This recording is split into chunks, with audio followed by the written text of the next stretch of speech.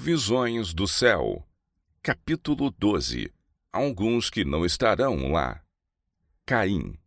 Apesar de Caim haver merecido a sentença de morte pelos seus crimes, um Criador misericordioso ainda lhe poupou a vida e concedeu-lhe oportunidade para o arrependimento.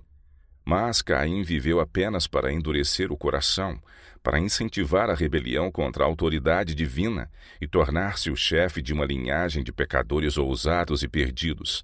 Esse único apóstata, dirigido por Satanás, tornou-se o tentador para outros, e seu exemplo e influência exerceram uma força desmoralizadora até que a terra se corrompeu e se encheu de violência a ponto de reclamar a sua destruição. A mulher de Ló. Se o próprio Ló não houvesse manifestado hesitação em obedecer à advertência do anjo, antes tivesse ansiosamente fugido para as montanhas, sem uma palavra de insistência ou súplica, sua esposa teria também podido escapar. A influência de seu exemplo a teria salvo do pecado que selou a sua perdição. Mas a hesitação e demora dele fizeram com que ela considerasse levianamente a advertência divina. Ao mesmo tempo em que seu corpo estava sobre a planície, o coração apegava-se a Sodoma, e ela pereceu com Sodoma. Rebelara-se contra Deus porque seus juízos envolviam na ruína as posses e os filhos, posto que tão grandemente favorecida ao ser chamada da ímpia cidade, entendeu que era tratada severamente, porque a riqueza que tinha levado anos para acumular devia ser deixada para a destruição. Em vez de aceitar com gratidão o livramento, presunçosamente olhou para trás, desejando a vida daqueles que haviam rejeitado a advertência divina. Seu pecado mostrou ser ela indigna da vida, por cuja preservação tão pouca gratidão sentira. O rei Saul. Saul sabia que nessa última ação, de consultar a médium de Endor, estava rompendo o único fio que ainda o ligava a Deus. O que não conseguira antes com toda a sua obstinação era agora final e definitivo. Esse ato selou a sua separação de Deus e chegou a fazer um concerto com a morte, um acordo com o inferno. O cálice da sua iniquidade transbordou. Judas. Deus determinou meios para que, se nós os usarmos diligentemente e com oração, nenhuma nau sofra naufrágio, mas subsista a tempestade e a tormenta e ancore num céu de bem-aventuranças afinal. Mas se desprezarmos e negligenciarmos esses decretos e privilégios, Deus não realizará um milagre para salvar a qualquer um de nós, e estaremos perdidos como Judas e Satanás. Herodes, Herodias, Pilatos e outras pessoas. E agora, perante a multidão agitada, revelam-se as cenas finais. O paciente sofredor trilhando o caminho do Calvário, o príncipe do céu suspenso na cruz, os altivos sacerdotes e a plebe zombeteira a escarnecer de sua agonia mortal, as trevas sobrenaturais, a terra a palpitar, as pedras despedaçadas, as sepulturas abertas, assinalando o momento em que o Redentor do mundo rendeu a vida. O terrível espetáculo aparece exatamente como foi. Satanás, seus anjos e súditos não têm poder para se desviarem do quadro que é a sua própria obra. Cada ator relembra a parte que desempenhou. Herodes matando as inocentes crianças de Belém, a fim de que pudesse destruir o rei de Israel. A vil Herodias, sobre cuja alma criminosa repousa o sangue de João Batista. O fraco Pilatos, subserviente às circunstâncias. Os soldados zombadores, os sacerdotes e príncipes, e a multidão furiosa que clamou, o seu sangue caia sobre nós e sobre nossos filhos. Todos contemplam a enormidade de seu crime. Em vão procuram ocultar-se da majestade divina de seu rosto, mais resplandecente que o sol, enquanto os remidos lançam suas coroas aos pés do Salvador, exclamando: Ele morreu por mim. Os que escarneceram de sua declaração de ser ele o Filho de Deus estão agora mudos. Ali está o altivo Herodes, que zombou de seu título real, mandando os soldados zombadores coroá-lo rei. Estão ali os mesmos homens que, com mãos ímpias, lhe colocaram sobre o corpo o manto de púrpura, e sobre a fronte sagrada a coroa de espinhos, e na mão, que não opunha resistência, uma imitação de cetro, e diante dele se curvavam em zombaria blasfema. Os homens que bateram e cuspiram no príncipe da vida, agora se desviam de seu penetrante olhar, procurando fugir da subjugante glória de sua presença. Aqueles que introduziram os cravos através de suas mãos e pés, o soldado que lhe feriu o lado, contemplam esses sinais com terror e remorso. Com terrível precisão, sacerdotes e príncipes recordam-se dos acontecimentos do Calvário. Estremecendo de horror, lembram-se de como, movendo a cabeça em satânica alegria, exclamaram: salvou os outros e a si mesmo não pode salvar-se. Se é o rei de Israel, desça agora da cruz e creremos nele. Confiou em Deus, livre-o agora se o ama. Mateus 27, 42 e 43. Vividamente relembram a parábola dos lavradores que se recusaram a entregar a seu senhor o fruto da vinha, maltrataram seus servos e lhe mataram o filho. Lembram-se também da sentença que eles próprios pronunciaram: o senhor da vinha dará afrontosa morte aos maus. No pecado e castigo daqueles homens infiéis, veem os sacerdotes e anciãos seu próprio procedimento e sua própria justa condenação. E agora ergue-se um clamor em agonia mortal, mais alto que o grito crucifica-o, crucifica-o, que repercutiu pelas ruas de Jerusalém, reboa o pranto terrível, desesperado. Ele é o Filho de Deus, ele é o verdadeiro Messias. Procuram fugir da presença do Rei dos Reis. Nas profundas cavernas da terra, fendida pela luta dos elementos, tentam em vão esconder-se. Nero e sua mãe, sacerdotes e pontífices. Entre a multidão resgatada acham-se os apóstolos de Cristo, o heróico Paulo, o ardoroso Pedro, o amado e amante João e seus fiéis irmãos, e com estes o vasto exército dos mártires, ao passo que fora dos muros, como tudo o que é vil e abominável, estão aqueles pelos quais foram perseguidos, presos e mortos. Ali está Nero, aquele monstro de crueldade e vício, contemplando a alegria e exaltação daqueles que torturara e em cujas aflições extremas encontrara deleite satânico. Sua mãe ali está para testemunhar o resultado de sua própria obra, para ver como os maus traços de caráter transmitidos a seu filho, as paixões incentivadas e desenvolvidas por sua influência e exemplo, produziram frutos nos crimes que fizeram o mundo estremecer. Ali estão sacerdotes e prelados católicos que pretendiam ser embaixadores de Cristo e, no entanto, empregaram a tortura, a masmorra, a fogueira para dominar a consciência de seu povo. Ali estão os orgulhosos pontífices que se exaltaram acima de Deus e pretenderam mudar a lei do Altíssimo. Aqueles pretensos pais da Igreja têm uma conta a prestar a Deus, da qual muito desejariam livrar-se. Demasiado tarde chegam a ver que o Onisciente é zeloso de sua lei e que de nenhuma maneira terá por inocente o culpado. Aprendem agora que Cristo identifica seu interesse com o de seu povo sofredor e sentem a força de suas palavras.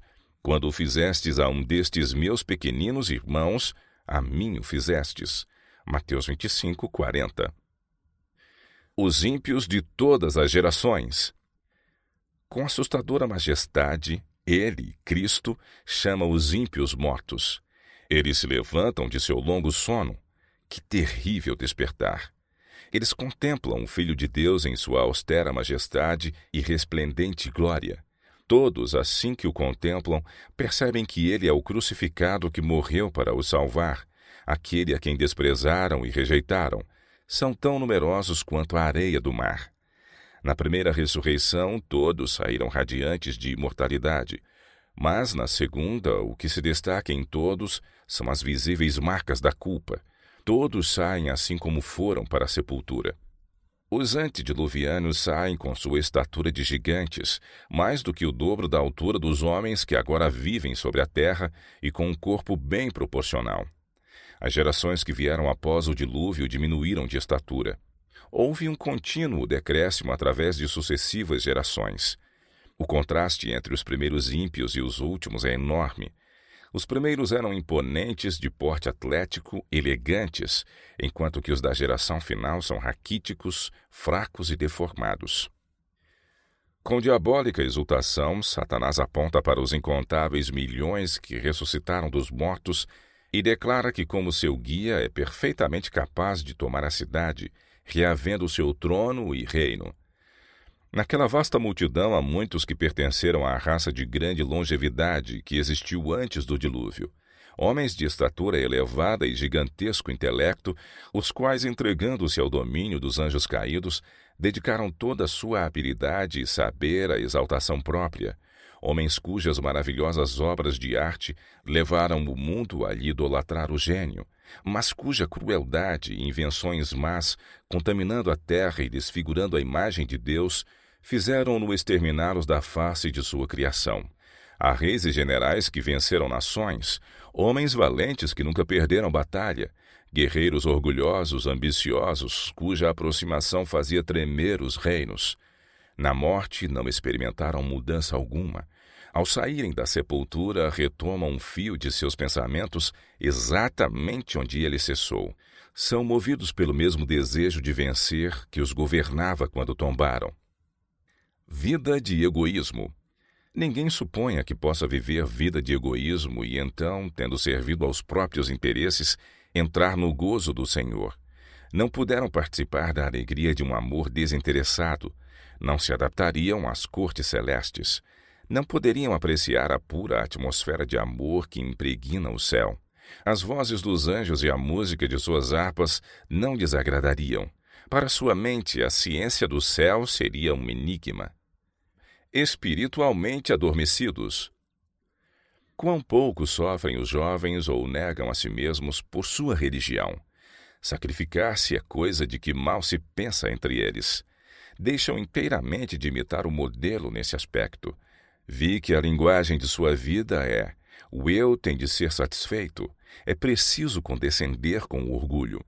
Desprezam o homem de dores e experimentado nos trabalhos. Isaías 53, 3. Os sofrimentos de Jesus no Getsemane, as grandes gotas de sangue no jardim, a coroa entretecida de espinhos que lhe feriram a fronte santa, não os comovem. Ficaram entorpecidos. Suas sensibilidades estão embotadas e perderam todo o senso do grande sacrifício feito por eles. Podem sentar-se e escutar a história da cruz, ouvir como os cravos cruéis foram pregados nas mãos e pés do Filho de Deus, sem que isso lhes mova as profundezas do ser.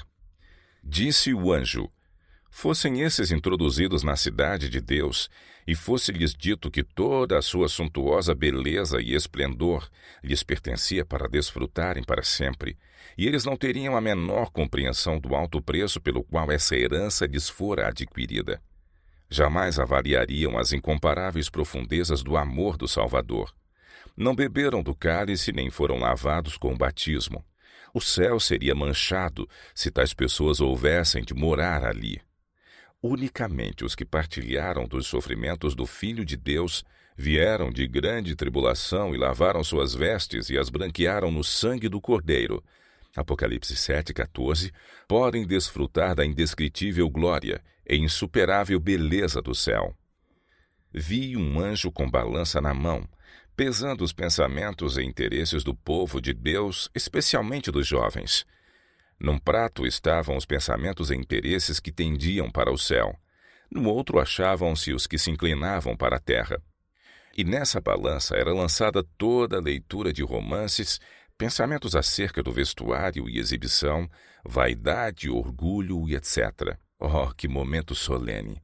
Os anjos de Deus em pé com balanças pesando os pensamentos de seus professos filhos, aqueles que pretendem estar mortos para o mundo e vivos para Deus.